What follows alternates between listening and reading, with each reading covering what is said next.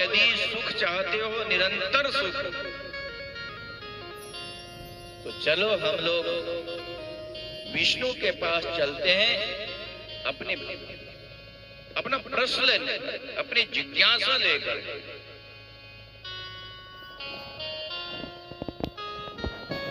विष्णु के चरणों में प्रणाम किया देवताओं ने और प्रार्थना किया कि हम किसका पूजन करें, किसका ध्यान करें, किसका नाम जप करें जो हमको सुख प्रदान करे, और सुख भी ऐसा कि आज है कल नहीं, ऐसा नहीं, हमेशा सुख प्रदान करे, ऐसा कोई देवता है। तो विष्णु ने बताया कि देवताओं, भगवान शिव ही एक ऐसे देवता है जो निरंतर सुख प्रदान करने वाले हैं।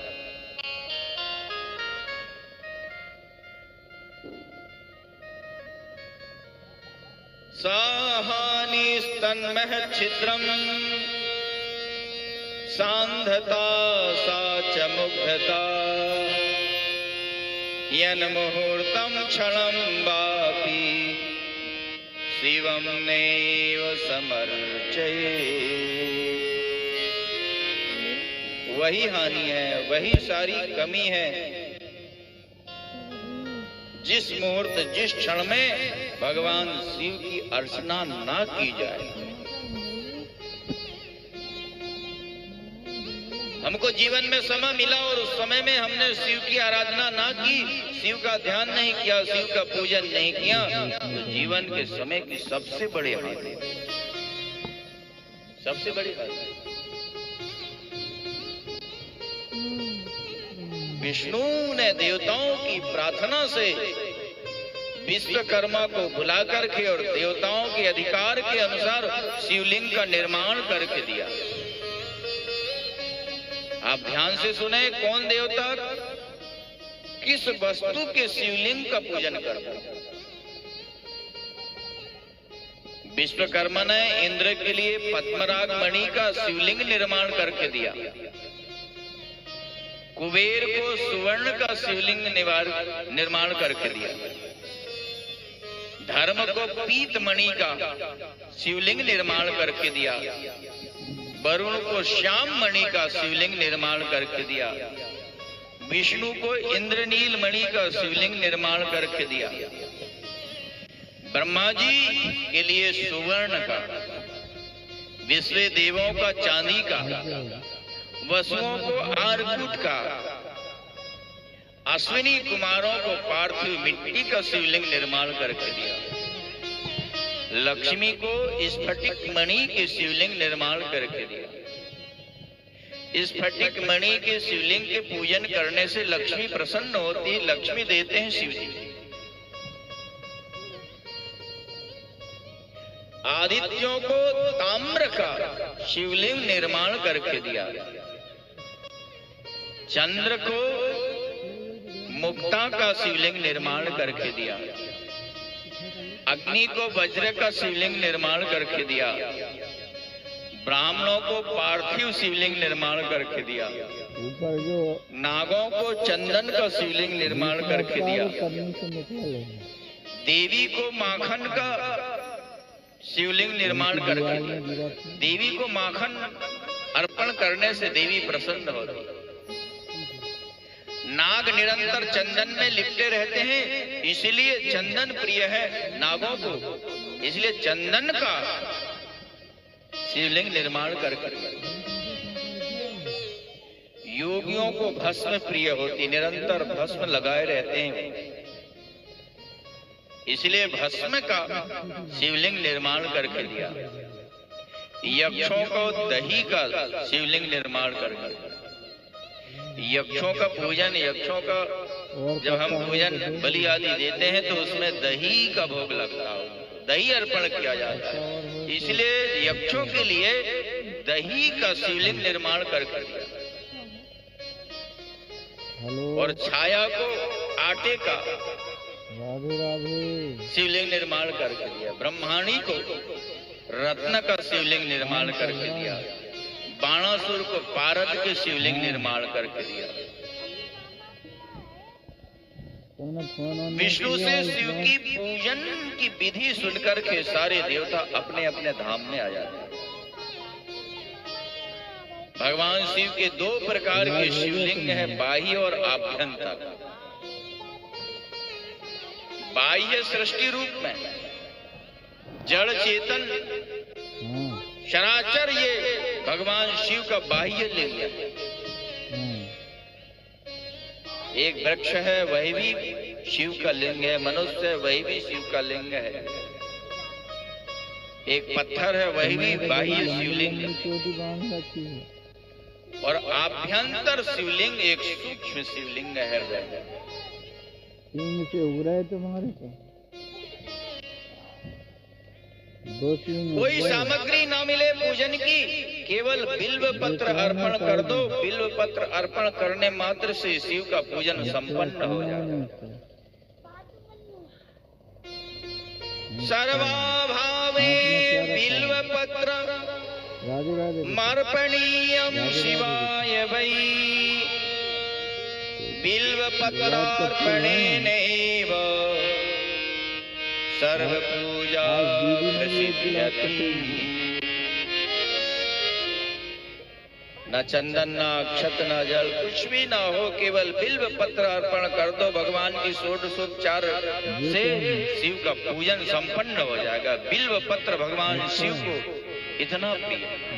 दो बहन है। विष्णु को जैसे तुलसी प्रिय है, तुलसी के बिना विष्णु का पूजन अधूरा माना गया है। कुछ ना मिले तो विष्णु को केवल तुलसी पत्र अर्पण कर दो। शालिग्राम जी को तुलसी अर्पण कर दो, श्री राम कृष्ण को तुलसी अर्पण कर दो, आपका पूजन संपन्न हो जाएगा।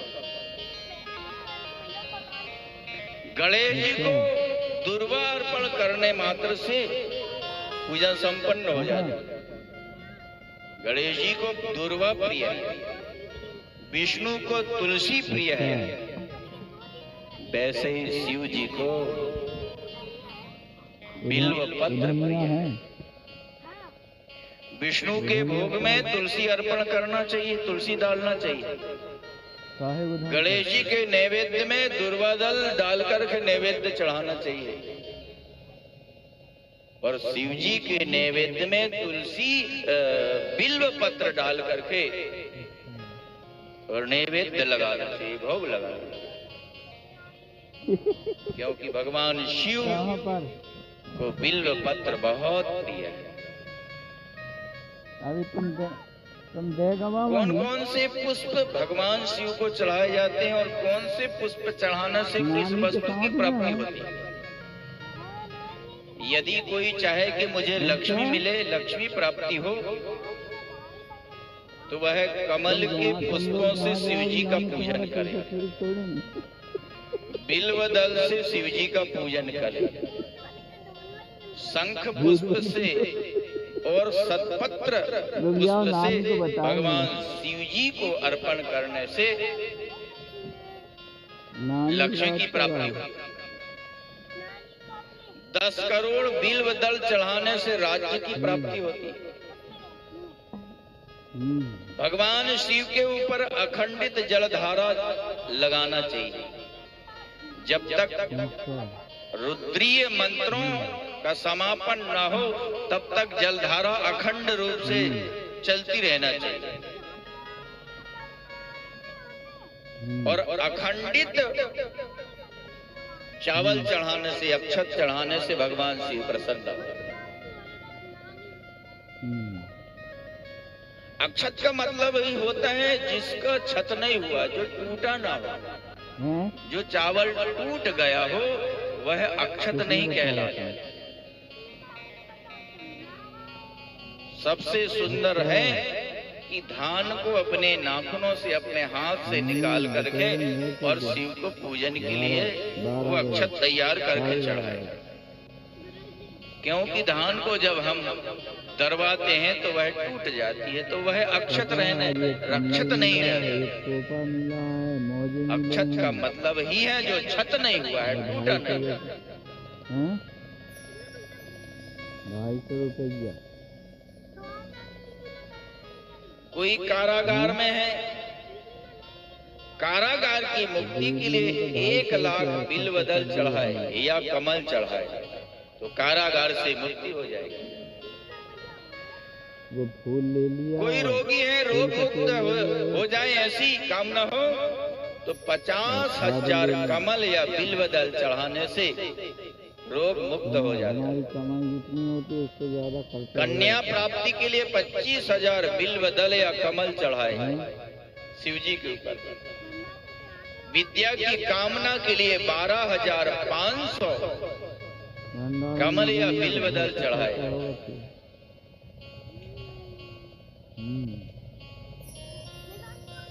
राजाओं के ऊपर विजय प्राप्त करने के लिए 1 करोड़ कमल पुष्पों से शिव का पूजन करें। यश प्राप्ति के लिए 1 करोड़ कमल पुष्प या बिल्वदल चढ़ाए तो यश की प्राप्ति होगी। वाहन प्राप्ति के लिए 1000 कमल के पुष्प या बिल्वदल चढ़ाने से वाहन की प्राप्ति होगी। मुक्ति के लिए 5 करोड़ बिल्वदल या कमल चढ़ाने से मुक्ति की प्राप्ति होगी। 1 करोड़ कमल चढ़ाने से ज्ञान की प्राप्ति होगी। 50,000 बिल्वदल या कमल चढ़ाने से भगवान शिव के दर्शन हो जाते। 5 लाख महामृत्युंजय मंत्र जप करने से भगवान शिव प्रत्यक्ष हो जाते। ओम त्र्यंबकम यजामहे सुगंधिम पुष्टिवर्धनम उर्वारुकमिव बंधनान् मृत्योर्मुक्षीयमामृतात्।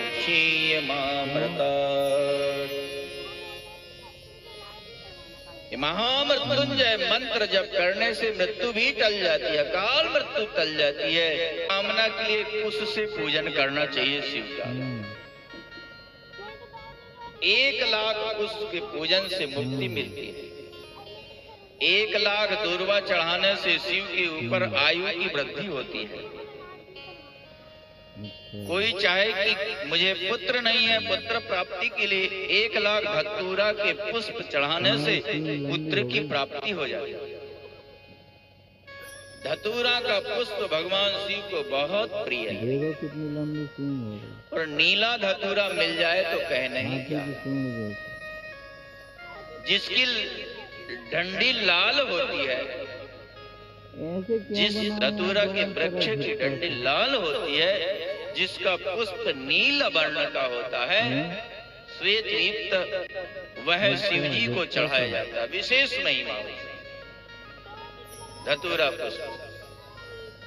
तुम्हारी पढ़ाई लिखाई 1000 कमल के पुष्प चढ़ाओ और 1 धतूरा का पुष्प चढ़ाओ, बरोबर शिव जी को धतूरा का पुष्प इतना प्रिय है। तो मौज मस्ती यश प्राप्ति के लिए 1 लाख अगस्त पुष्पों के चढ़ाने से यश की प्राप्ति होती है। मौज मस्ती करो। तुलसी की मंजरी चढ़ाने से शिव जी को भुक्ति मुक्ति की प्राप्ति होती है। शिव जी को तुलसी दल नहीं चढ़ता, तुलसी पत्र नहीं चलता, तुलसी की मंजरी पुष्प चढ़ाना चाहिए, चढ़ाया जाता है।